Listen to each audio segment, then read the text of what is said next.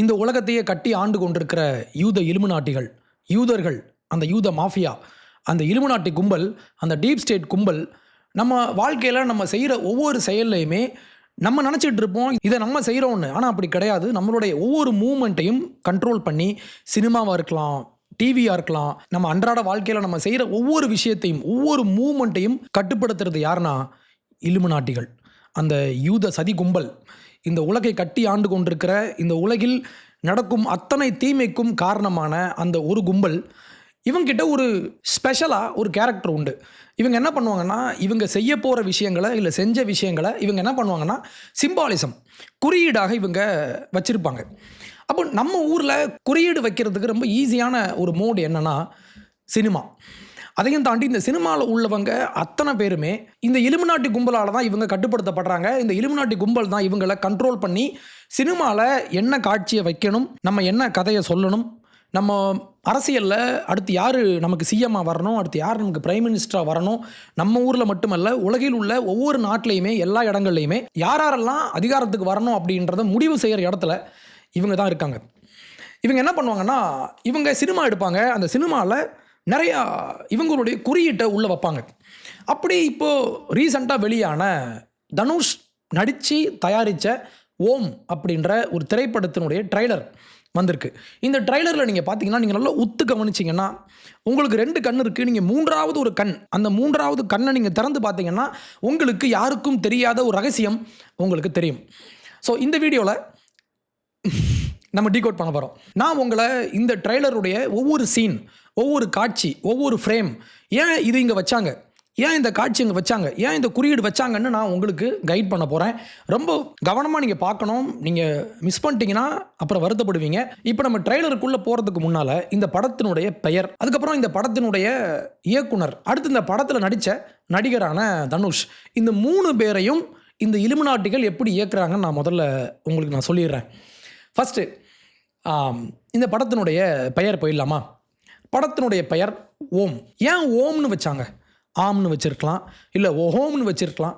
ஏன் ஓம்னு வச்சாங்க அப்படின்னா அதுக்கு ஒரு முக்கியமான காரணம் இருக்குது. இலுமினாட்டி குறியீடு இதுக்குள்ளே இருக்குது.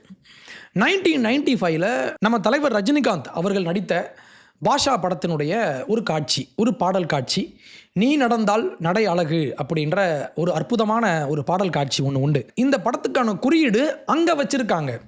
இது நீங்கள் கவனிக்கணும். நீங்கள் யோசிக்கலாம், அது எப்படிங்க 95 தலைவர் நடித்த ஒரு படத்தில் 2026 வரப்போகிற ஒரு படத்தினுடைய குறியீடு இருக்குது அப்படின்னு நீங்கள் கேட்கலாம். இது குறியீடு இல்லை, பேரே அங்கே இருக்குது. நீ நடந்தால் நடை அழகு அந்த பாட்டில் ஒரு காட்சியில் நம்ம ரஜினிகாந்த் அவர்கள் ஒரு ஸ்கூட்டியில் உட்காந்துருப்பார், டிவிஎஸ் ஸ்கூட்டி. அந்த ஸ்கூட்டியில் அப்போது அங்கே வந்து ரம்பா அவங்க ஆடிட்டு இருப்பாங்க. இவங்க 2 பேரும் நடனம் ஆடிட்டு இருக்கிற அந்த நேரத்தில் அந்த ஸ்கூட்டியில் நீங்கள் நல்லா கவனிங்க, அந்த காட்சி நான் உங்களுக்கு காட்டுறேன். நான் ஆசையை வென்ற ஒரு புத்தனும் அல்ல அப்படின்ற அந்த பாடல் வரிகள் வரும்போது அந்த ஸ்கூட்டி நல்லா ஜூம் பண்ணி கவனிங்க. உங்களுடைய 3வது கண், அந்த ஒத்த கண், அதை நீங்கள் திறந்து பார்த்தீங்கன்னா அந்த ஸ்கூட்டினுடைய ஹெட்லைட்டில் ஓஎம் அப்படின்ற ஒரு வார்த்தையை நீங்கள் கவனிக்கலாம். நான் உங்களுக்கு இன்னொரு குறியீடு சொல்கிறேன். இந்த ஸ்கூட்டியினுடைய கலர் பாருங்களேன், சிவப்பு கலர். ஏன் சிவப்பு நிறம் அப்படின்னா, இப்போ நம்ம என்ன பண்ணலாம்னா இந்த ஓம் படத்தினுடைய, தனுஷ் நடித்த படத்தினுடைய முழு தலைப்பையும் நீங்கள் பார்க்கணும். சாப்டர் 1 உதிரம், த பிளட் வுட். உதிரம்னா ரத்தம், பிளட்னா ரத்தம். அப்போ ரத்தம் என்ன கலரில் இருக்கும்? சிவப்பு கலரில். அப்போ சிவப்பு கலரில் ஸ்கூட்டியில் ஓம் அப்படின்ற வார்த்தை எழுதப்பட்டிருக்கு. அப்போ 30 ஆண்டுகளுக்கு முன்னால், 31 ஆண்டுகளுக்கு முன்னால் வெளியான ஒரு படத்தில் தனுஷ் என்பவர் ரஜினிகாந்த் அவர்களுடைய மகளை திருமணம் செய்கிறதுக்கு முன்னாலேயே என்னுடைய எதிர்கால மருமகன் இப்படி ஒரு படத்தில் நடிக்கணும் அப்படின்றத இலுமினாட்டியான ரஜினிகாந்த், இலுமினாட்டியான தனுஷ்கிட்ட அன்னைக்கே சொல்லியிருக்காரு. இதை யூதர்கள் அன்னைக்கே நமக்கு சொல்லிட்டாங்க, நம்ம தான் கண்டுபிடிக்கல. அப்போ நம்ம அன்னைக்கே நம்ம பார்த்துருந்தோம் அப்படின்னா யூதர்கள் இப்படிலாம் செய்வாங்க, இவங்க செய்ய போகிற விஷயங்களை முன்கூட்டியே நமக்கு அறிவிப்பாங்க. இது மிக முக்கியமான ஒரு குறியீடு. ஓம் அப்படின்ற வார்த்தைக்கு இன்னொரு குறியீடு அர்த்தமும் உண்டு. இதையும் யூதர்கள் செஞ்சுருப்பாங்க. எப்படின்னு நான் சொல்கிறேன். பைபிளில் ஜீசஸ் கிரைஸ்ட் ஒரு வார்த்தை ஒன்று இவர் சொல்லுவார். I am the alpha and the omega அப்படின்னு சொல்லுவார். கிரீக் ஆல்பபெட்ஸில் முதல் லெட்டர் பார்த்தீங்கன்னா ஆல்ஃபா, கடைசி லெட்டர் வந்து ஒமேகா. அப்போ நான் தான் ஃபஸ்ட்டு, நான் தான் கடைசி அப்படின்ற ஒரு சிம்பாலிக்காக இவர் அன்னைக்கே சொல்லி வச்சுட்டு போயிருக்காரு. ஆனால் இதில் ஒமேகா அப்படின்ற அந்த வார்த்தையினுடைய முதல் 2 எழுத்துக்களை நீங்கள் பாருங்கள். ஓஎம் ஓம், ஒமேகா. அப்போ இயேசு கிறிஸ்து ஒரு யூதர். அப்போ அந்த யூதர் தான் ஒமேகா படத்துக்கான ப்ரொடியூசர். இந்த படத்துக்கு ஃபண்ட் பண்ணி இதை ப்ரொடியூஸ் பண்ணது யாருன்னா ஜீசஸ் கிரைஸ்ட். அதனால தான் அவர் என்ன சொல்கிறாரு, நான் தான் ஒமேகா, ஓம் அப்படின்ற வார்த்தையை இவர் உள்ளே வச்சிருக்காரு. இன்னொன்று, கிறிஸ்தவங்க வந்து பைபிள்லையும் சரி ஆமேன் அப்படின்ற ஒரு வார்த்தை இருக்கும். இந்த ஆமேன் அப்படின்ற வார்த்தை தான் ஓமேன் அப்படின்னு மாறி இந்த ஓமேன் தான் ஓமாக மாறிச்சு. இப்போ நம்ம டிசிபியினுடைய மொழியில் படித்தோம்னா ஆமேன், ஓமேன், ஓம். நம்ம இப்படி தான் மொழி ஆய்வு செய்யணும்.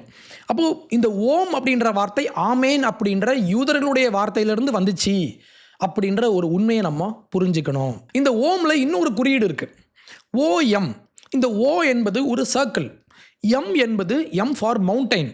மவுண்டைன்னா மலை. இந்த மலை அப்படின்ற இந்த குறியீடு இந்த ட்ரைலரில் முழுக்க வந்திருக்கும். இது என்ன மலை, ஏது மலை, நான் உங்களுக்கு சொல்கிறேன். அப்போது இந்த சர்க்கிளுக்கு என்ன மீனிங் அப்படின்னா, நீங்கள் இலுமினாட்டி குறியீடு பார்த்தீங்கன்னா அந்த பிரமிட் இருக்கும், அந்த ட்ரையாங்கிள் மாதிரி. அந்த ட்ரையாங்கிளில் ஒரே ஒரு ஒத்த கண் இருக்குமா, அந்த ஒத்த கண்ணை நல்லா உத்து பாருங்கள், அங்கே ஒரு சர்க்கிள் இருக்கும். அப்போது அந்த சர்க்கிள் மவுண்டைன். ஓ என்பதும் இந்த இலுமினாட்டி குறியீடு தான் மவுண்டைன், நாங்கள் மலையை குறிக்க போகிறோம் அப்படின்றதுக்காக தான் இந்த ஓஎம், ஓம் அப்படின்ற பெயரில் இந்த படத்துக்கான தலைப்பு வச்சுருக்காங்க.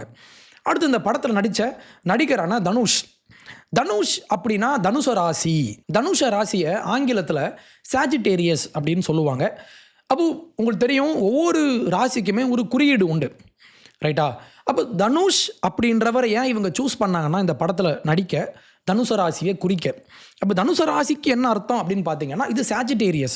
சாஜிடேரியஸனுடைய குறியீடு நல்லா பாருங்கள், ஒரு அம்பு விடுற மாதிரி இருக்கும். ஒரு வில்லிலிருந்து அம்பு புறப்படுற மாதிரி தான் அமைச்சிருப்பாங்க. ஆனால் இதுக்கு பின்னால் யூத சதி இருக்குது. எப்படின்னா, நீங்கள் நல்லா ஜூம் பண்ணி பாருங்கள், இது வெறுமனே வில்லோ இல்லை ஒரு அம்போ கிடையாது. நீங்கள் நல்லா பார்த்தீங்கன்னா ஒரு ஃப்ளைட், ஒரு ஏரோப்ளைன் பறந்து போகிற மாதிரி ஒரு காட்சி உங்களுக்கு தெரியும். அதையும் நீங்கள் வந்து ஒத்த கண்ணில் பார்த்தா நல்லா தெரியும்.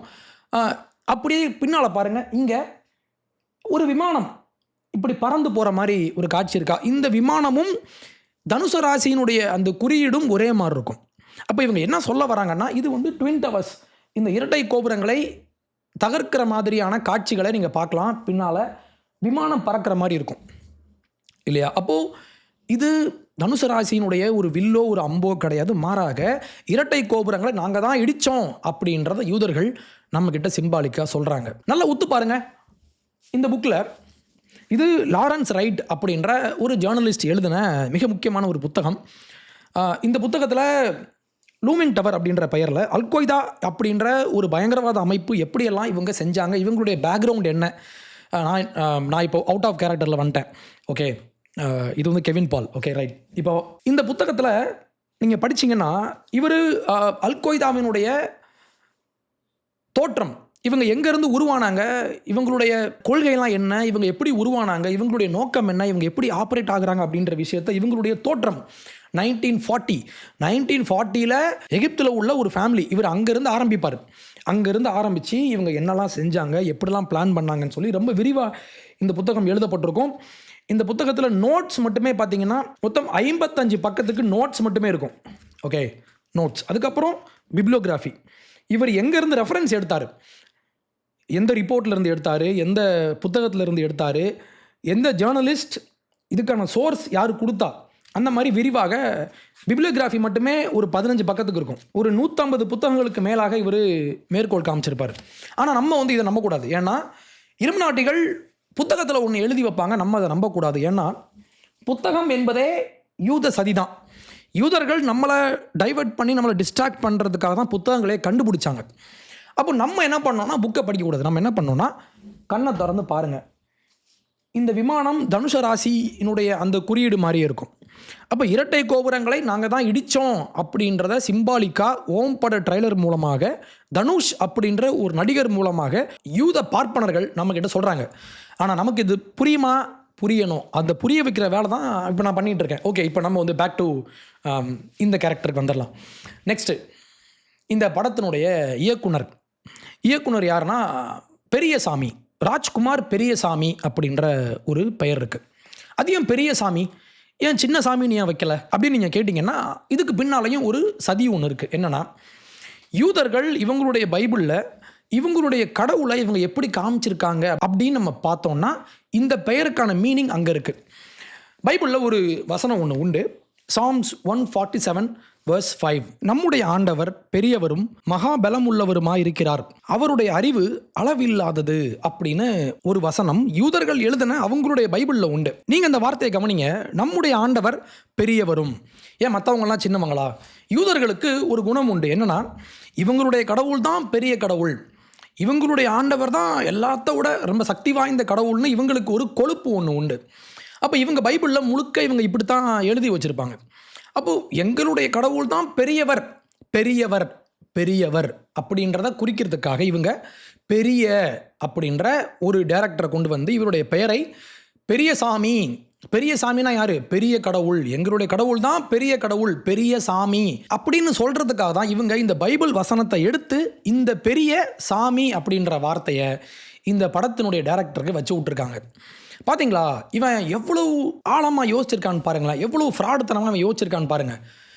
டைரக்டர், அவருடைய பெயர், படத்தினுடைய நடிகர், படத்தினுடைய பெயர், இது எல்லாமே யூதர்கள் முன்னாலே திட்டமிட்டு தான் இவங்க செய்வாங்க. நான் இன்னும் டீகோட்லாம் பண்ண ஆரம்பிச்சேன்னு வைங்களேன், இந்த படத்தினுடைய நடிகை, அவங்களுக்கு யார் இருக்கா, இவங்களுடைய அக்கா பெயர் என்ன, அவங்களுடைய லவ்வர் பெயர் என்ன, இப்போலாம் நம்ம தேடி போனோன்னு வைங்களேன், நிறைய விஷயம் நம்ம கண்டுபிடிக்க முடியும்.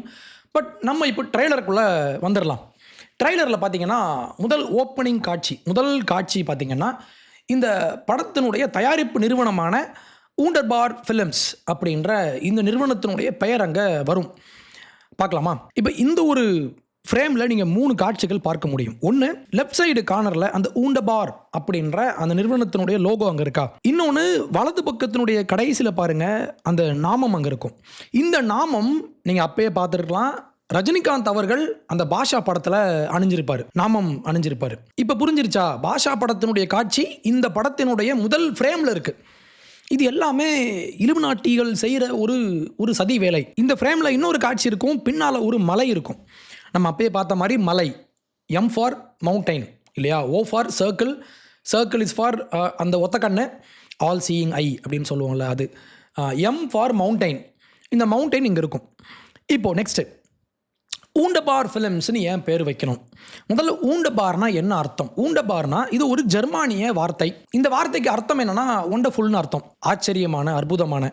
ஏன் அதை ஒண்டர்ஃபுல்னு வச்சா என்ன, ஏன் ஊண்டபார்னு வைக்கணும் அப்படின்னா, ஜெர்மனுக்கும் இவங்களுக்கும் என்ன கனெக்ஷன் அப்படின்னா, த ஃபேமிலி ஆஃப் ராத்சைல்டு, இலுமினாட்டிகளின் சதிகார கும்பலுக்கான தலைமையிடமான ராத்சைல்டு குடும்பம் எங்கேருந்து வந்தாங்கன்னா ஜெர்மன்லேருந்து வந்தாங்க. அப்போ நாங்கள் ராத்சைல்டு குடும்பம் தான் எங்களுக்கு ஃபண்ட் பண்ணுறாங்க அப்படின்றத குறிக்கிறதுக்காக தான் தனுஷ் என்கிற ஒரு யூத இலுமினாட்டி அவருடைய தயாரிப்பு நிறுவனத்துக்கு ஊண்டபார் அப்படின்ற ஒரு ஜெர்மானிய பெயரை வச்சிருக்காரு. இன்னும் அந்த லோகோவை நல்லா உத்து பாருங்க, வைஃபை மாதிரி 3 கோடுகள் இருக்கும். அதுக்கு பக்கத்தில் கீழே பார்த்தீங்கன்னா 2 ட்ரையாங்கிள்ஸ் இருக்கும். ட்ரையாங்கிளை கவுத்து போட்டிருப்பாங்க. ட்ரையாங்கிள் யாரு உங்களுக்கே தெரியும், யூத இலுமினாட்டிகள். அப்போ 1 இல்லை 2, நாங்கள் ரொம்ப ஸ்ட்ராங்கான இலுமினாட்டிகள் அப்படின்றத குறிக்கிறதுக்காக தனுஷ் என்கிற ஒரு இலுமினாட்டி அங்கே 2 இன்வெர்டட் ட்ரையாங்கிளை வச்சு விட்ருக்காரு.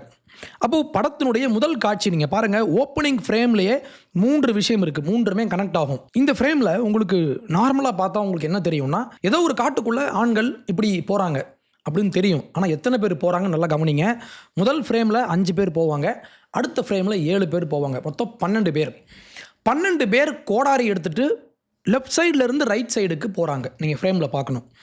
ஏன் லெஃப்ட் சைடுலேருந்து ரைட் சைடு போகிறாங்க அதை முதல்ல நான் உங்களுக்கு சொல்லிடுறேன். இப்போ ரீசெண்டாக கொலம்பியா அப்படின்ற ஒரு நாட்டில் நம்ம ஒண்டிப்புலியார் அப்படின்ற ஒரு யூத பார்ப்பனர் அவர் வசிக்கிற அந்த ஊரில் எலெக்ஷன் நடந்துச்சு. அந்த எலெக்ஷனில் பெத்ரோ அப்படின்ற ஒரு ஃபார் லெஃப்டில் உள்ள ஒரு லெஃப்டிஸ்ட் அவர் தோத்துட்டு எல் டைக்ரே அப்படின்னு தன்னை அழைத்து கொள்கிற ஒரு வலதுசாரி, ஒரு ஹார்ட்கோர் வலதுசாரி இன்னைக்கு ஜெயிச்சிருக்காரு. அப்போ கொலம்பியா அப்படின்ற ஒரு நாடு இடதுசாரியிலிருந்து மூவ் ஆகி வலதுசாரிக்கு போகிறாங்க அப்படின்றத குறிக்கிறதுக்காக தான் இந்த படத்தினுடைய ஆரம்ப காட்சிகளில் லெஃப்டில் இருந்து ரைட்டுக்கு இவங்க போகிறாங்க. அடுத்து ஏன் 12 பேர் போகிறாங்க, இது முக்கியம் இல்லை. 12 பேர் அப்படின்னா என்னன்னா, இது இயேசு கிறிஸ்துவனுடைய சீஷர்கள் 12 பேர். ஓகே, அப்போ இயேசு கிறிஸ்து யார்? ஒரு யூதர். ஓகே, அப்போது யூதர்கள் இயேசு கிறிஸ்துவனுடைய சீஷர்களாக இருந்த அந்த யூதர்கள் தான் இங்கே வாழ்கிறாங்க, நாங்கள் தான் உங்களை கட்டுப்படுத்துகிறோம். ஃபஸ்ட்டு ஃப்ரேமில் இந்த படத்தினுடைய முதல் காட்சியில் வர்ற மனுஷங்க யாருன்னா யூதர்கள். ஃபேமிலியாக போய் ஒரு படம் பார்க்க நீங்கள் போவீங்க, ஆனால் இல்லை, அந்த படத்தினுடைய முதல் காட்சி நாங்கள் தான் எல்லாம் அப்படின்றத குறிக்கிறதுக்காக தான் யூதர்கள் இவங்களை காட்டுறாங்க. இவங்க கையில் கோடாரி இருக்குது. கோடாரி உங்களுக்கு கண்டிப்பாக தெரிஞ்சிருக்கும், இது பரசுராமனுடைய ஒரு குறியீடு. இந்த பரசுராமன் யார் அப்படின்னு நான் சொல்கிறத விட இன்னொருத்தர் சொன்னால் பெட்டராக இருக்கும். ஏன்னா கோடாரி சிம்பாலிசம் வந்து பரசுராமனுடைய ஒரு சிம்பாலிசம். பரசுராமன் யாரு? வெளியிலிருந்து கடல் கடந்து வந்த ஒரு யூதன். அந்த யூதனுடைய அந்த அடையாளமாக இருக்கக்கூடிய கோடாரி. கடல் கடந்து வந்த ஒரு யூதன் யாரு? பரசுராமன். இவனுடைய குறியீடு என்ன? கோடாரி. அப்போ கடல் கடந்து இஸ்ரேல்ல இருந்து நம்ம அப்பே பார்த்தோம், இந்த 12 பேரும் இயேசுவினுடைய சீஷர்கள். ஓகே, அப்போது இயேசு கிறிஸ்து வாழ்ந்த பூமி என்ன? இஸ்ரேலில். இஸ்ரேல் எங்கே இருக்குது? இங்கேருந்து 5000 கிலோமீட்டர்ஸ்க்கு அந்த பக்கம் இருக்குது. நீங்கள் அங்கேருந்து இங்கே வரணும்னா நீங்கள் கடலை கடந்து தான் வரணும். இந்த பக்கம் அராப் சி இருக்குது, இதெல்லாம் கடந்து கீழே இந்திய பெருங்கடல் வழியாக தான் நீங்கள் சென்னைக்கு வர முடியும். ஓகே, அப்போ சென்னையில் இங்கே தமிழ்நாட்டு பகுதியில், முக்கியமாக இந்த கதை நடக்கிற ஆந்திர பகுதியில் இருக்கிற வங்காள விரிகுடாக்கு நீங்கள் போகணுன்னா நீங்கள் கடல் கடந்து தான் வரணும். அப்போ கடல் கடந்து இஸ்ரேலிருந்து கடல் கடந்து வந்த யூதர்கள் நாங்கள் அப்படின்றத குறிக்கணும் அப்படின்றதுக்காக தான் படத்தினுடைய முதல் காட்சியில் கடல் கடந்து வந்த அந்த யூதனான பரசுராமனுடைய அடையாளமான ஆக்ஸ் கோடாரி அங்கே இருக்குது. பரசுராமன் எப்படி யூதனாக மாறினார் இது வந்து எனக்கு தெரியாது. அடுத்த காட்சி, இந்த ட்ரைலரில் வர்ற அடுத்த காட்சி பார்த்திங்கன்னா, ஒரு பெரிய மலை இருக்கும். நான் அப்பயே சொன்ன மாதிரி மலை. அந்த மலையினுடைய ஷேப்பை நல்லா கவனிங்க, முக்கோணமாக இருக்கும். ஓகே, முக்கோண மலை. முக்கோணம்னா என்ன? இலுமினாட்டி. அப்போது முக்கோணமாக இருக்குது, கருப்பாக இருக்குது, பேக்ரவுண்டில் இருக்குது. அப்போது நீங்கள் என்ன தான் முன்னால் நீங்கள் 1000 விஷயம் இருந்தாலும் பின்னால் நாங்கள் தான் இருக்கோம். முன்னால் நீங்கள் ஒன்று பார்ப்பீங்க, முன்னால் அங்கே என்ன இருக்குது? ஒரு கோயில் கோபுரம் இருக்குது. கோயில் கோபுரம் இருந்தாலும் எல்லாத்தையும் பின்னால் இருந்து இயக்குறது யாருன்னா நாங்கள் தான் அப்படின்றத குறிக்குமாறு நம்ம அப்பயே பார்த்த மாதிரி M ஃபார் மவுண்டைன், மலை அங்கே இருக்குது. ஒரு கோயில் கோபுரம் அங்கே இருக்குது. கோயில் கோபுரத்தை காட்டும்போது பக்கத்தில் லைட்டை நீங்கள் பார்க்கலாம். மொத்தம் 6 லைட்ஸ் அங்கே இருக்கும். ஏன் 6 லைட்ஸ் இருக்குது? ஏன் 7 லைட்ஸ் இருந்தால் என்ன? ஏன் 6 லைட்ஸ் இருக்குது? 6 லைட்ஸு 3 ரோவாக இருக்குது. அப்போ என்ன அர்த்தம்னா 6 என்பதை 3 முறை போடுங்கள். 6 6 6 666. இது சாத்தானுடைய குறியீடு. அப்போ ஒரு கோயில் பக்கத்தில் இவங்க சாத்தானுடைய குறியீடை வச்சு நீ கோயிலே கட்டினாலுமே இது எங்களுடைய ஒரு சொத்து, நாங்கள் சாத்தானை வழிபடுகிற ஒரு கூட்டம், இது எங்களுடைய ப்ராப்பர்ட்டி அப்படின்றத இவங்க இங்கே குறிப்பிடுறாங்க. அடுத்து சிவ சிவ அப்படின்ற ஒரு வார்த்தை இங்கே இருக்குது கோயிலுடைய கோபுரத்தில். சிவ சிவன் ஏன் 2 வாட்டி அந்த கோயில் கோபுரத்தில் இருக்கணும் அப்படின்னா, ஏன் 2 வாட்டி இருக்கணும்? ஏன் 3 வாட்டி இருந்தானே அப்படின்னா, இப்போ நீங்கள் டீகோடிங்குள்ளே வரணும். எப்படின்னா சிவ சிவ என்பது 2 முறை, சிவ என்கிற வார்த்தை 2 முறை எழுதப்பட்டிருக்கு. அப்போ 2 கோபுரம், 2 கோபுரம், 2 கோபுரம், இரட்டை கோபுரம். இரட்டை கோபுரம் நியூயார்க் நகரத்தில் இருந்த அந்த ட்வின் டவர்ஸை நாங்கள் தான் இடித்தோம் அப்படின்ற விஷயத்தை யூதர்கள் இந்த படத்தினுடைய முதல் காட்சியில் இந்த கோபுரம் மூலமாக இவங்க காட்டுறாங்க. ட்வின் டவர்ஸ், சிவ சிவ என்று 2 முறை எழுதி இரட்டை கோபுரத்தை இவங்க குறிக்கிறாங்க. அடுத்த காட்சியில் அந்த பரசுராமனாக உருவெடுத்து வந்திருக்கிற அந்த ஒரு ஆள் கருப்பு ட்ரெஸ் அணிந்து அங்கே நின்றுக்கிட்டு ஆக்ஸ் வச்சிருப்பாரு. மரத்தை வெட்டுறதுக்காக இவர் தயாராக இருப்பார். ஏன் மரத்தை வெட்டணும் அப்படின்னா, நமக்கு தெரியும் நம்மளுடைய முன்னோர்கள் மரத்தை வளர்க்க சொன்னாங்க. ஆனால் யூதர்கள் என்ன பண்ணுவாங்கன்னா, இவனுக்கு கெடுக்கணும் இல்லையா, நம்ம பூமியில் உள்ள இந்த வளங்களை சுரண்டுறது தான் இவங்களுடைய வேலை. அப்போ என்ன பண்ணலாம், மரத்தை வெட்டிட்டா CO2 இங்கே தேங்கி போயிடும். CO2 இங்கே அதிகமாக தேங்கி போனால் கிளைமேட் சேஞ்ச் நடக்கும், பூமி இன்னும் வெப்பமாகும். அப்போ பூமி வெப்பமாச்சுன்னா இது யூதனுக்கு லாபம், ஏன்னா நிறையா ஏசி விற்கலாம். பூமி ஹீட் ஆயிடுச்சுன்னா ஏசி விற்கலாம். இப்போ ஏசியினுடைய கம்பெனி யார் வச்சுருக்கான்னு பாருங்கள், அத்தனை பேரும் ஜூ தான் வச்சுருப்பான். கோடாரியை வச்சு மரத்தை வெட்டி பூமியினுடைய கிளைமேட்டை மாற்றி விட்டு பூமியை சூடாக்கி இதன் மூலமாக ஏசி விற்கிறதுக்காக யூதன் பிளான் பண்ணுறான். இதுக்கு அடுத்த ஷாட் பார்த்தீங்கன்னா இங்கே ஃபுல்லாக இருட்டாகவே இருக்கும். இது வரைக்கும் இருட்டாகவே காமிச்சிட்டு டக்குன்னு இவங்க வெளிச்சத்தை காட்டுவாங்க. அப்போ வெளிச்சமுக்கான பொருள் என்ன அப்படின்னா, யூதர்கள் தங்களை ஒளி பொருந்தியவர்கள் அப்படி தான் காமிச்சுப்பாங்க. இதுக்கான டீகோடிங் ரெஃபரன்ஸும் நம்ம இங்கே பார்க்கலாம். போகும்பொழுதே முதல் காட்சி கமலஹாசனை காட்டக்கூடிய காட்சியே வந்து சூரிய ஒளி வந்து முழுமையாக அவர் மீது படுவது போல காட்டுறாங்க. இலுமினாட்டி அப்படிங்கிறதுக்கான அந்த பொருள் அப்படிங்கிறதே வந்து பார்த்தீங்கன்னா ஒளி பொருந்தியவர்கள் அப்படிங்கிறதான் பொருள். இந்த காட்சியில் நீங்கள் பாருங்க, ஒரு பக்கம் இந்திய ஃபிளாக் இருக்கும், இன்னொரு பக்கம் நீங்கள் பார்த்தீங்கன்னா நல்லா உத்து பாருங்க, அங்கே ஒரு டிராஃபிக் பேரியர் இருக்கா. அந்த டிராஃபிக் பேரியரில் ஆந்திர பிரதேஷ் போலீஸ் அப்படின்ற மாதிரி ஒரு வார்த்தை எழுதப்பட்டிருக்கும். அதே ஆந்திர பிரதேஷ் போலீஸ் அப்படின்னா ஆந்திராவில் என்ன மொழி பேசுகிறாங்கன்னா தெலுங்கு மொழி பேசுகிறாங்க. அப்போ இவங்க என்ன சொல்ல வராங்க அப்படின்னா, தெலுங்கர்கள் தான் நம்மளை ஆள்கிறார்கள், இந்தியா அப்படின்ற ஒரு போர்வையில், இந்திய ஒன்றியம் அப்படின்ற ஒரு போர்வையில் நீங்கள் வெளியே பார்க்குறப்போ இந்தியன் ஃப்ளாக் இங்கே இருக்கும். ஆனால் நீங்கள் உத்து பார்த்தீங்கன்னா ஆந்திர பிரதேசனுடைய அந்த பெயர் இருக்கும். ஏன் ஆந்திரானா அவங்க தெலுங்கு பேசுகிறாங்க. அப்போது நம்மை ஆள்பவர்கள் யார்? தெலுங்கர்கள் அப்படின்ற ஒரு முக்கியமான குறியீட்டை இங்கே வச்சுருக்காங்க. அடுத்த காட்சியில் கருப்பு நிற ட்ரெஸ் போட்டுட்டு ஒரு 30 ஆண்கள் அங்கே முட்டி போட்டு நின்றுட்டு இருப்பாங்க. ஏன் இவங்க கருப்பு ட்ரெஸ் போட்டிருக்காங்க? நம்ம அதை கவனிக்கணும்ல, கவனிச்சிருவோம். இப்போது கருப்பு ட்ரெஸ் போட்டு முட்டி போட்டிருக்கிற ஆண்கள், கருப்பு ட்ரெஸ் போட்டிருக்கிற ஆண்கள், இது அப்படியே நீங்கள் வந்து ஆங்கிலத்தில் மொழிபெயர்த்தீங்கன்னா மென் இன் பிளாக்னு வருதா? மென் இன் பிளாக், மென் இன் பிளாக், மென் இன் பிளாக்னு ஒரு 10 வாட்டி நீங்கள் சொல்லுங்கள், உங்களுக்கு ஹாலிவுட்டில் வந்த ஒரு படம் உங்களுக்கு ஞாபகத்துக்கு வரும்.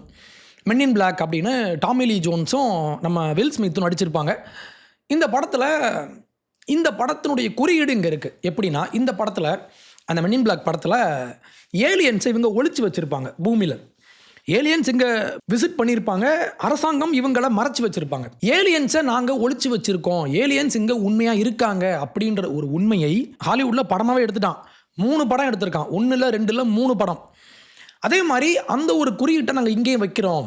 இப்போ வேற நம்ம ஸ்டீவன் ஸ்பீல்பர்க் டிஸ்க்ளோசர் டேன்னு ஒரு படம் எடுத்திருக்காரு. நான் இன்னும் பார்க்கணும். அப்போது இங்கே எல்லாருமே ஏலியன்ஸை ஒளிச்சு வச்சுருக்காங்க அப்படின்றத குறிக்கிறதுக்காக அந்த மென் இன் பிளாக் படத்தினுடைய ரெஃபரன்ஸ் இங்கே இருக்குது. இப்படி எல்லாருமே மென் இன் பிளாக்காக இருக்கும்போது ஒரே ஒரு ஆள் மட்டும் அந்த ரோலை, ஃப்ரண்ட் ரோலை முட்டி போட்டிருக்கிற ஒரு ஆளுடைய தாடியினுடைய கலர் பாருங்களேன், ஒயிட் கலராக இருக்கும். தாடி வச்சவர் யார்? இயேசு கிறிஸ்து. அதுவும் வெண்தாடி வச்சு தான் இவங்க படம் வரைஞ்சி வச்சுருப்பாங்க. அதையும் தாண்டி தாடி வச்ச இன்னொருத்தர் யாருன்னா கால் மார்க்ஸ், ஃபிடல் காஸ்ட்ரோ, இவங்கெல்லாம் யாருன்னா தாடி வச்சுருப்பாங்க. அப்போ கம்யூனிசமை நாங்கள் உள்ளே கொண்டு வரோம், கம்யூனிசமை யூதர்கள் தான் அறிமுகப்படுத்துனாங்க அப்படின்ற ஒரு உண்மையை இங்கே இவங்க சொல்கிறாங்க. ஜீசஸையும் வச்சாச்சு, கால் மார்க்ஸையும் வச்சாச்சு, ஃபிடல் காஸ்ட்ரோவையும் வச்சாச்சு. இந்த கால் மார்க்ஸ் யார் அப்படின்னா ஒரு யூதர். ஓகே, நீங்கள் பாருங்களேன், படத்தினுடைய ஒவ்வொரு காட்சிகள்லையுமே இவங்க இயேசுவை காட்டுவாங்க, கால் மார்க்ஸை காட்டுவாங்க, கம்யூனிசமை காட்டுவாங்க. கம்யூனிசம் யார் கொண்டு வந்தால்? Karl Marx. அப்போ கேபிட்டலிசம் யார் கொண்டு வந்தால்? அதுவும் யூதர்கள் தான். அப்போது கம்யூனிசமுக்கும் நம்ம யூதர்களை தான் பலி போடுவோம்.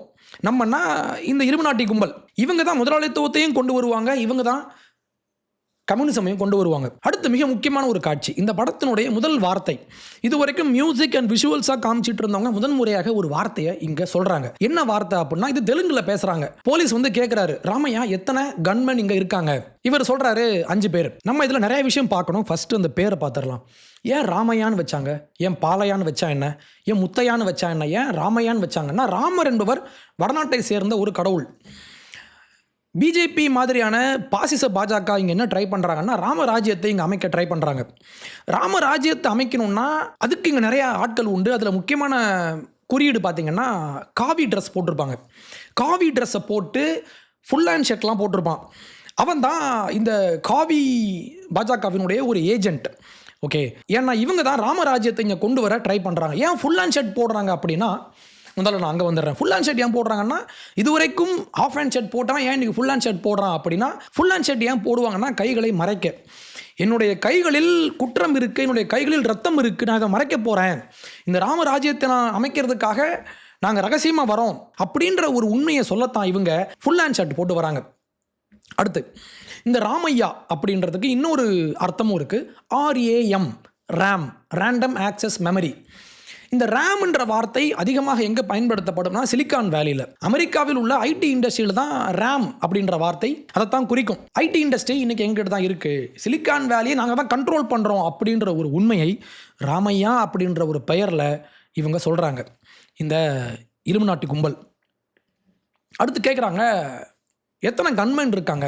5 பேர் அப்படின்ற ஒரு பதிலை அவர் சொல்கிறாரு. 5 அப்படின்றதுக்கு 2 குறியீடு உண்டு. ஒன்று பென்டாகிராம். நீங்கள் இப்போ ஸ்டார் பார்த்தீங்கன்னு வைங்களேன், ஸ்டாரில் வந்து 5 முனைகள் கொண்ட ஸ்டார்ஸ் இருக்கும்.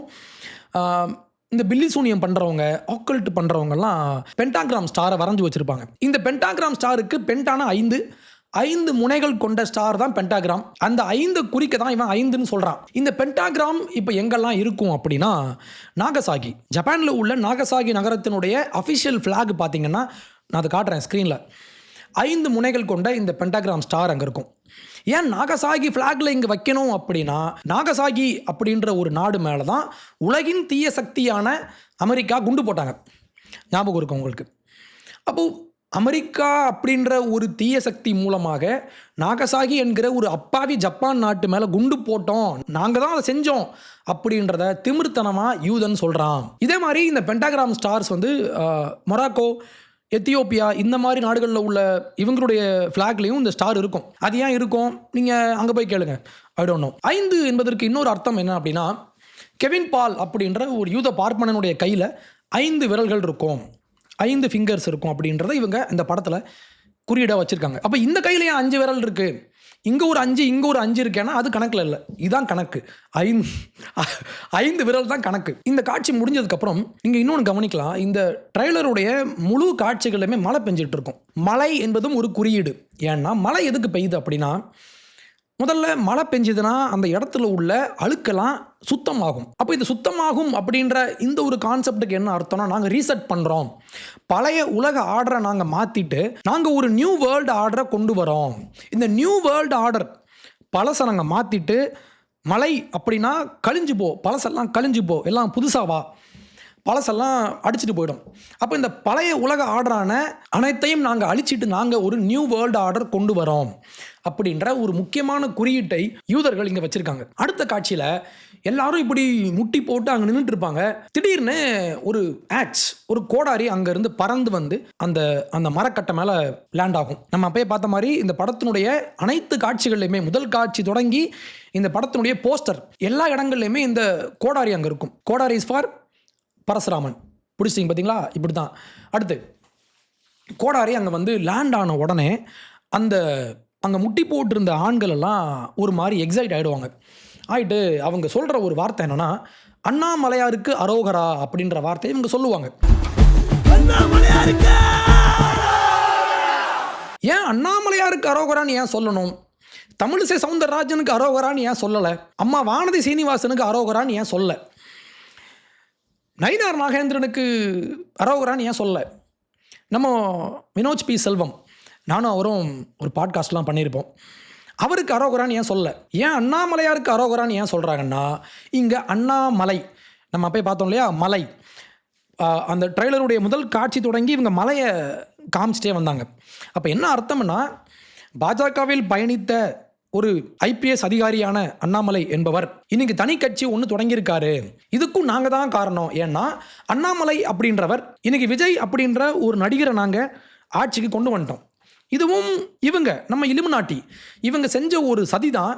விஜய் அப்படின்ற ஒரு சினிமாக்காரனை கொண்டு வந்து இவங்க இங்கே உட்கார வச்சாச்சு. இப்போ ஒரு சினிமாக்காரனை மட்டும் நம்ம கொண்டு வந்துட்டோம். அடுத்து அரசியலுக்கு நம்மளுடைய அரசியலை இங்கே பேசக்கூடிய, நம்மளுடைய நாம் நினைப்பதை இங்கே செய்யக்கூடிய ஒருத்தர் நமக்கு வேணும். அதனால தான் நாங்கள் அண்ணாமலையை கொண்டு வரோம். அப்போ அண்ணாமலை யாருன்னா இலுமினாட்டி. இலுமினாட்டிகளால் உருவாக்கப்பட்டு இவர்களால் இலுமினாட்டி பெற்ற பிள்ளை. நம்மளுடைய விசிகேவினுடைய திருமா சொன்ன மாதிரி விஜய் ஆர்எஸ்எஸ் பெற்ற பிள்ளை மாதிரி அண்ணாமலை இலுமினாட்டி பெற்ற பிள்ளை. இதை குறிப்பதற்காகத்தான் இங்கே அண்ணாமலையாருக்கு அரோகரா அப்படின்னு சொல்கிறாங்க. அண்ணாமலை கட்சி ஆரம்பித்து அடுத்த 2 வாரங்களில் இந்த படத்தினுடைய காட்சி வருது. ஏன் இப்போ வரணும், ஏன் அப்போ வரல அப்படின்னா, இதான் கரெக்டாக அண்ணாமலை கட்சி ஆரம்பிக்கிறாரு, கரெக்டாக இந்த படத்தினுடைய ட்ரெய்லர் அதுவும் வருது, எல்லாம் மேட்ச் ஆகுதா? மலை மலை. இப்போ இந்த படத்தில் முழுக்க மலையை காமிப்பாங்க. மலைனா அண்ணாமலை. அடுத்து நம்ம யூத கைக்கூலியான தனுஷ், அவருடைய ஃபஸ்ட்டு காட்சி இந்த படத்தில் இவர் அப்பியர் ஆகிற முதல் ஷாட் பார்த்தீங்கன்னா, ஆப்வியஸ்லி அவர் என்ன ட்ரெஸ் போட்டிருப்பாருனா கருப்பு ட்ரெஸ் போட்டிருப்பார். கருப்பு ட்ரெஸ்ஸு மட்டும் இல்லை, கையில் போட்டிருக்கிற வாட்ச்சு, பேண்ட்டு, சட்டை, உள்ளே போட்டிருக்கிற அந்த பாசி மாதிரி இருக்கும், எல்லாமே பிளாக்காக இருக்கும். இந்த பிளாக்கான அர்த்தம் என்ன அப்படின்னா பார்த்துருங்க. விஜயை காட்டும் பொழுதே முதல் காட்சியிலேயே கருப்பு ஆடையில தான் காட்டுறாங்க. கருப்பு என்பது யூதர்களுக்கு மிக பிடித்த வண்ணம். யூதர்கள் வந்து எப்பவுமே கருப்பாடை தான் உடுத்திருப்பார்கள். அவர்களுடைய மத குருமார்கள் கருப்பாடை தான் உடுத்துவார்கள். அப்போ அந்த கருப்பு சின்னம் என்பது யூதர்களுக்கான ஒரு சின்னம். அடுத்து நம்ம தனுஷ் அங்கேருந்து ஓடி வருவார். ஓடி வந்து அந்த போலீஸ் இவர் அட்டாக் பண்ணணும். நீங்கள் எப்படி அட்டாக் பண்ணுவீங்க? நீங்கள் ஓடி வந்து இவங்களை அடிப்பீங்க, இவங்க கண்ணை பிடுங்குவீங்க, இவங்கள சுடுவீங்க. ஆனால் இவர் என்ன பண்ணுறாரு பாருங்கள், ஒரு வித்தியாசமாக ஒன்று பண்ணுவார். போலீஸினுடைய பின்னால் இருந்து இவர் பாஞ்சு அப்படியே பறந்து வர்ற மாதிரி ஒரு காட்சி இருக்கும். நீங்கள் இந்த காட்சியை நல்லா பாருங்கள், வேம்பயர்ஸ் மாதிரியே இருக்கும். நீங்கள் வேம்பயர்ஸ் பார்த்துருப்பீங்கல்ல, வேம்பயர்ஸ் ரத்தம் குடித்து வாழ்கிற ஒரு ஜந்து. இவங்க என்ன பண்ணுவாங்கன்னா, இவங்க அட்டாக் பண்ணுற அந்த மெத்தட் நீங்கள் பார்க்கணும். இதே மாதிரி தான் பிளாக்காக இருப்பாங்க, கை இப்படி இருக்கும், கால் ஒரு மாதிரி மடக்கி வச்சுக்கிட்டு இவங்க அட்டாக் பண்ணுவாங்க. அதுவும் பேக் சைடு இருந்தால் இவங்க அட்டாக் பண்ணுவாங்க. இதுக்கு நான் உங்களுக்கு 2 ரெஃபரன்ஸ் தரேன். ஒன்று, எஃப்டபிள்யூ மர்னோவ் அப்படின்ற ஒரு ஜெர்மானிய டைரக்டர் எடுத்த நாஸ்ஃபெராட்டு அப்படின்ற ஒரு படம் உண்டு. 1920s வந்த ஒரு சைலண்ட் ஃபிலிம். எனக்கு இது பர்சனலாக பிடிக்கும். உண்மையாகவே ரொம்ப ரொம்ப நல்ல படம். அதுவும் 1920s பேசாமல் முழுக்க சைலண்ட் ஃபிலிம், வெறும் மியூசிக், அந்த வசனத்தை இவங்க கார்ட்ஸில் எழுதி காட்டுவாங்க, இவ்வளோ தான். ஆனால் இதுவே அந்த படத்தினுடைய கேமரா ஆங்கிள்ஸ்லாம் பயங்கரமாக இருக்கும். ஷேடோ வச்சே நம்மளை அப்படியே மிரட்டி விட்டுருப்பாங்க அந்த படத்தில். அந்த படத்தினுடைய போஸ்டர் நான் உங்களுக்கு காட்டுறேன். இந்த போஸ்டரையும் நீங்கள் தனுஷ் ஜம்ப் பண்ணி வரதை நீங்கள் பாருங்கள், ஒரே மாதிரி இருக்கும். இது 1920s. அடுத்து போன வருஷம் சின்னர்ஸ் அப்படின்ற ஒரு படம் ஒன்று வந்திருக்கும், ரயன் கூகுளர் எடுத்த ஒரு படம். அந்த படத்தில் இந்த மாதிரி வேம்பயர்ஸ் வந்து அட்டாக் பண்ண வருவாங்க. இவங்க அங்கேருந்து ஒரு பொண்ணுக்கிட்ட பேசுவாங்க. இந்த பொண்ணுக்கு இவங்க வேம்பயர்னு தெரியாது.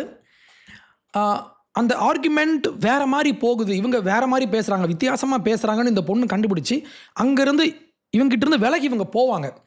போகிறப்போ வேம்பயர் இவங்களை அட்டாக் பண்ணுவாங்க. அந்த அட்டாக் பண்ணுற அந்த ஒரு சிங்கிள் ஷாட் இருக்கும், நான் அதை காட்டுறேன் உங்களுக்கு. இதில் பார்த்தீங்கன்னா எப்படி பின்னால் இருந்து அட்டாக் பண்ணுறாங்க. இதுதான் இங்கே குறியீடு.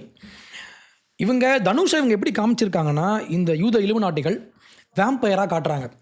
வேம்பயர் என்ன பண்ணுன்னா ரத்தம் குடிக்கும். அப்போ கருப்பு ட்ரெஸ் போட்டிருக்காரு, அதோடு சேர்த்து ரத்தம் குடிக்கிறாரு. கருப்பு ட்ரெஸ் யூதனுடைய அடையாளம், இவன் ரத்தம் குடிக்கிறான். அப்போ நம்மளுடைய ரத்தத்தை உறிஞ்சி வாழக்கூடிய நம்முடைய ரத்தத்தை உறிஞ்சி வாழக்கூடிய ஒரு கும்பல் தான் நாங்கள் அப்படின்ற ஒரு உண்மையை ஒரு கொடூரமான மனம் படைத்த இந்த யூத இலுமினாட்டிகள் நம்மக்கிட்ட சொல்கிறாங்க. நாங்கள் வந்து உங்கள் ரத்தத்தை உறிஞ்சி நாங்கள் வாழ்ந்துட்டு இருக்கோம் அப்படின்ற ஒரு உண்மையை, இதான் உண்மை, இந்த உண்மையை நம்மக்கிட்ட சொல்கிறான். அதே மாதிரி இந்த படத்தினுடைய பெயர் என்ன? உதிரம், பிளட் வுட், ரத்தம். அப்போ ரத்தத்தை இந்த படத்தினுடைய ஒவ்வொரு காட்சியிலையும் காண்பித்து தனுஷை வேம்பயர் மாதிரி காட்டி நாங்கள் உங்கள் ரத்தத்தை உறிஞ்சிரோம் அப்படின்ற ஒரு உண்மையை நம்மக்கிட்ட ஏளனமாக சொல்கிறான் இந்த யூதன். அடுத்த சீனில் தனுஷ் என்ன பண்ணுறாரு, அந்த போலீஸை போய் அட்டாக் பண்ணிவிட்டு போலீஸ்கிட்ட இருந்த கன்னை இவர் பிடுங்கிட்டு, அப்போ என்ன பண்ணலாம், கன்னை வச்சு இவங்களை சுட்டு கொல்லலாம்ல, அப்படி செய்யலை. இவர் என்ன பண்ணுறாரு, அடுத்த ஷாட்டில் அந்த அகைன் கோடாரி பரசுராமன் கன்னு கையில் இருக்குது, ஆனால் கன்று வேணாமா, கோடாரி தான் வேணுமா. ஏன்னா இவன் யார், பரசுராமன். அடுத்து தனுஷ் அப்படின்ற பெயர் வருதா, பேர் பாருங்கள். தனுஷ் அப்படின்ற அந்த பேரை முதல்ல பாருங்கள், DHANUSH. அந்த யூ எடுத்து நீங்கள் முன்னால் போடுங்க, போட்டு DHAN அப்படியே பாருங்கள், யூதன் வருதா. அதே மாதிரி தனுஷ் அவருடைய பெயரில் இன்னொன்று இருக்கும், யூஎஸ்ன்ற ஒரு வார்த்தையை நீங்கள் பார்க்கலாம், US அமெரிக்கா. அப்போ என்ன அர்த்தம்னா, இந்த படத்துக்கு ஃபன் பண்ணது யாருன்னா யூத இலுமினாட்டிகள், யூஎஸில் உள்ளவன். இதே மாதிரி இங்கே இன்னொன்று பாருங்கள், தமிழ் சினிமாவில் ஹாலிவுட் படத்தில் நடித்த நடிகர்களில் இவங்க ரொம்ப சொற்பமானவங்க. இதில் முக்கியமானவர் யாருன்னா தனுஷ். அப்போது இந்தியாவில் பிறந்து தமிழ்நாட்டில் பிறந்த தனுஷ்க்கு அமெரிக்காவில் என்ன வேலை அப்படின்னா, இதுவும் யூத இலுமினாட்டி சதி. அஃப்கோர்ஸ் எப்படின்னா, அந்த படத்தினுடைய பேர் கிரே மேன் சொல்லி பேர். கிரே மேன்னு பேர் வச்சுட்டு அந்த படத்தினுடைய போஸ்டரை பாருங்கள், இவர் கருப்பு ட்ரெஸ் போட்டிருப்பார். கிரே மேன்னா கிரே ட்ரெஸ் தானே போடுறோம், ஏன் கருப்பு ட்ரெஸ் போட்டிருக்காருன்னா அகைன் யூதர்கள். இந்த ட்ரைலரில் இந்த பேர் வரும்போது இந்த பேர் வந்து பின்னால் இருக்கும். ஏன் முன்னால் வச்சானே, ஏன் சைடில் வச்சானே, ஏன் பின்னால் வைக்கிறாங்கன்னா, எனக்கு பின்னால் யூதனும் அந்த யூதனும் அமெரிக்காவும் பின்னால் இருக்காங்க. அமெரிக்கா எனக்கு ஃபன் பண்ணுறாங்க, அதனால தான் நான் ஹாலிவுட்டில் போய் நான் நடிக்க போகிறேன். யூதன் எனக்கு காசு கொடுக்குறான், என்னை நடிக்க வைக்கிறான், நானே ஒரு யூதன் தான், ஏன்னா நான் தான் கருப்பு ட்ரெஸ் போட்டிருக்கேன்ல. அடுத்து இதெல்லாம் முடிஞ்சதுக்கப்புறம் இந்த படத்தினுடைய பெயர் கடைசியாக வருது ஸ்க்ரீனில், ஓம் அப்படின்னு சொல்லி. இந்த படத்தினுடைய அந்த அந்த அந்த ஓம் அப்படின்ற அந்த எழுத்தினுடைய அந்த முனைகளை பாருங்களேன், ரொம்ப ஷார்ப்பாக பீஸ்ட் படத்தில் வந்த அந்த கோடாரி மாதிரியே இருக்கும். இதெல்லாம் முடிஞ்சுட்டு கடைசியாக அந்த படத்தினுடைய டைட்டில் போடும்போது பார்த்தீங்கன்னா, அந்த மரத்தில் ரத்தம் வடியும். நம்ம அப்பயே சொன்ன மாதிரி யூதன் மரத்தை வெட்டுறான், மரத்தை வெட்டி நம்மக்கிட்ட ஏசி விற்கிறானா, விற்றுட்டு அந்த மரத்துலேருந்து ரத்தம் கொட்டுது. ஏன் மரத்தை வெட்டினா ரத்தம் தான் வரணுமா, மரத்தை வெட்டினா எப்படி ரத்தம் வரும் அப்படின்னா, இதுக்கு பின்னாலேயும் ஒரு சதி இருக்குது. என்னென்னா வேம்பயர் சதி. நாங்கள் வேம்பயர் அப்படின்ற மாதிரி தனுஷை அப்பயே காமிச்சாச்சு, இப்போ திருப்பியும் அந்த மரத்துலேருந்து இவங்க ரத்தத்தை வடிய விடுறாங்க. இதில் இன்னொரு மிக முக்கியமான ஒரு குறியீடு ஒன்று உண்டு. அந்த படத்தினுடைய பெயரை பாருங்களேன், இந்த பிளட் வுட். அது ஏன் பிளட் வுட்? பிளட்டுனா இது ஃபேமிலியை குறிக்கும் இல்லையா, பிளட் மீன்ஸ் பிளட் லைன். ட்ரீனா வுட்னா ட்ரீ, அப்போ இது ஃபேமிலி ட்ரீ. ஓகே, அப்போ ஃபேமிலி ட்ரீ அப்படின்றத ஏன் குறிக்கணும் அப்படின்னா பிளட் லைன். இங்கே யாருக்கும் தெரியாத ஒரு ரகசியமான பிளட் லைன் இங்கே இருக்குது. யூத பிளட் லைன் இங்கே இருக்குது. நம்ம நினச்சிட்டு இருக்கோம் நம்ம வந்து தமிழ் மக்கள் நம்ம இங்கே வாழ்ந்துட்டு இருக்கோம்னு நம்ம நினச்சிட்டு இருக்கோம். ஆனால் நமக்குள்ள நமக்கு தெரியாத ஒரு ரகசியமான ஒரு யூத பிளட் லைன் இருக்குது அப்படின்ற ஒரு மிக மிக வன்மமான ஒரு உண்மையை நமக்கு இவங்க சொல்கிறாங்க. நம்ம யாருக்கும் தெரியாது, பட் எனக்கு தெரியும். ஒரு சீக்ரெட் யூத பிளட் லைன் இங்கே இருக்குது, நம்ம ஊரில் இருக்குது. இவங்க தான் நம்மளை ஆட்சி பண்ணுறாங்க அப்படின்ற ஒரு உண்மையை இவன் மரத்தில் பிளட்டை வடிய விட்டு இவன் நம்ம கிட்ட சொல்கிறான். அடுத்து கடைசியாக அந்த உதிரமில் பாருங்கள், அதுலேயும் ரேம் அப்படின்ற வார்த்தை வரும். RAM, random access memory. அந்த ஐடி இண்டஸ்ட்ரியை நாங்கள் கண்ட்ரோல் பண்ணுறோம் அப்படின்ற அந்த ஒரு உண்மை, ராம ராஜ்யத்தை நாங்கள் கொண்டு வரோம் இந்த எங்கள் தமிழ்நாட்டுக்கு அப்படின்ற இந்த 2 ரகசியங்களையும் இவன் இங்கே சொல்கிறான். இந்த படத்தினுடைய தலைப்பில் இவன் சொல்கிறான் யூதன். இந்த படம் எப்போ வருதுன்னு பாருங்கள், இந்த ட்ரெய்லரில் 16/10/26. இப்போ நம்ம நம்பரில் நம்ம ஒரு சில டீகோட்லாம் பண்ணலாம். 16 1 + 6 எவ்வளோ? 7 வருது. 10 1 + 0 1. அடுத்து 26 2 + 6 8. 7 1 8 மொத்தமாக கூட்டுங்க 16. இந்த படம் ரிலீஸ் ஆகிற இந்த டேட்டினுடைய மொத்த கூட்டுத்தொகையும் இந்த படம் ரிலீஸ் ஆகிற அந்த டேட்டும் ஒரே மாதிரி இருக்குது. இதுவும் 16 இதுவும் 16. அப்போ என்ன அர்த்தம்னா ஆரம்பமும் நானே முடிவும் நானே. இதைத்தான் நம்ம ஃபஸ்ட்டே சொன்னோம். பைபிளில் இயேசு என்ன சொன்னார்? நான் தான் அல்ஃபா, நான் தான் ஒமேகா, நான் தான் ஆரம்பம், நான் தான் முடிவு. அப்போ இயேசு யார்? ஒரு யூதர். அப்போ யூதன் யார்? மோசமான ஒரு இலுமினாட்டி கும்பல். ஸோ டீகோடிங் முடிச்சாச்சு. இப்போ நீங்கள் என்ன பண்ணணும் அப்படின்னா, உங்களுக்கு தெரிஞ்ச சீக்ரெட் சிம்பாலிசமை நீங்கள் கண்டுபிடிச்சி கமெண்ட்டில் சொல்லுங்கள். ஆனால் நான் சொல்கிறது மட்டும் தான் உண்மை. நீங்கள் சொல்கிறதெல்லாம் வந்து ஏற்றுக்க முடியாது. அதே மாதிரி இந்த 2026 யூதன் விழுவான், தமிழர் எழுவர்.